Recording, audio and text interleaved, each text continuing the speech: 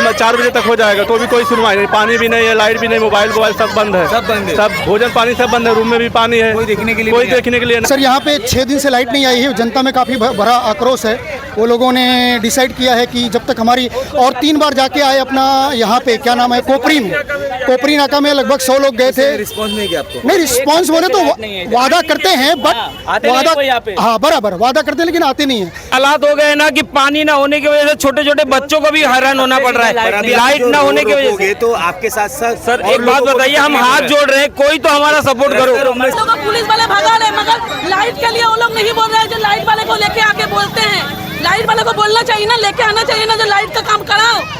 बघितलं ज्या प्रकारे लोकांचा आक्रोश होता, लोक रस्त्यावरती उतरलेले। गेल्या 7 दिवसापासून घरात लाईट नाही असं त्यांचं म्हणणं आहे, पण गेले वसई विरारमध्ये मुसळधार पाऊस असल्यामुळे हप्ताभर झालाय, लोकांच्या घरात पाणी शिरलंय, लाईट नेटवर्क सर्व व्यवस्था बंद झालेली आहे। आता कुठे ना कुठे कांदेलपाडा हायवेच्या ठिकाणी नागरिकांचा संताप आपल्याला बघायला भेटला। सध्या विरार पोलीस स्टेशनचे निरीक्षक तुरे साहेब यांचे या ठिकाणी उपस्थित झाले, त्याचबरोबर समाजसेवक धनंजय गावडे यांची या ठिकाणी उपस्थित झाली। धनंजय गावडेजी काय म्हणणं, आपण या ट्रॅफिकमध्ये अडकले होते? लक्षात घ्या तुम्ही, संपूर्ण जून जुलैमध्ये जेवढा पाऊस होतो तेवढ्या 2-3 दिवसात झालेला आहे, 4 दिवसात पाऊस पडलेला आहे।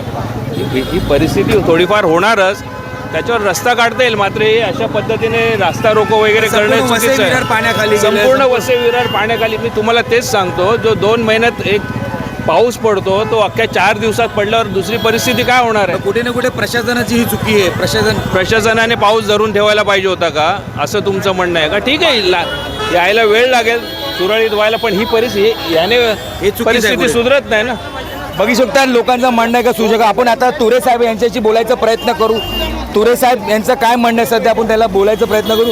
तुरे साहेब काय म्हणणं, आपण या ठिकाणी आता पोहोचलेले, लोकांचा आक्रोश वाढलेला आहे। आक्रोश वाढला त्याबाजू पोलीस प्रशासनाचं काय, पूर्ण वसई विरार गेलाय सर। अरे पाण्याखाली गेले, पण पोलिसाचा त्याशी काही संबंध नाही। सदर्शन करून होऊ शकतो का हल समाधान? हल समाधान होऊ शकते, तेच पब्लिकनी समजून घेतलं पाहिजे।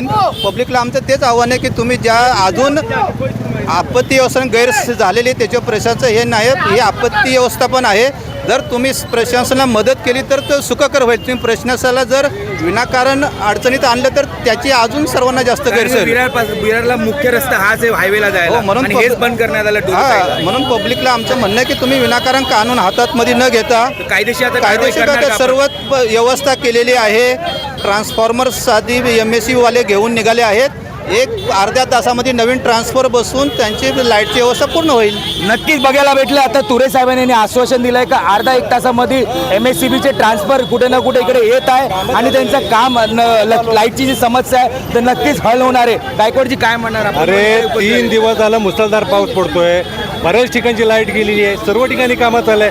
थोडा धीर धरा ना, सगळ्या ठिकाणी नागरिकांनी जे केलं हे चुकीचं आहे। चुकीचं आहे ते। आता येणार सगळे MSC वाले सगळीकडे काम करतायत सगळे। बघितलं लोकांचा, पोलिसांचा सुद्धा आश्वासन आहे का अर्धा 1 तासमध्ये आता लाईट यांच्या घरात येणारे MSCBचे ट्रान्सफर मग इकडे येणारे काहीच वेळात। आता हे नागरिकांनी जे केलं आहे बघण्यासारखं, जर पोलीस यांच्यावरती कारवाई करणार का? ज्या प्रकारे नागरिकांचा संताप होता, घरात लाईट नाही म्हणून त्यांनी ह्या सर्व गोष्ट उचललेला आहे। आता बघण्यासारखं प्रशासन कशा प्रकारे या सर्व गोष्ट गांभीर्याने घेणार। नमस्कार।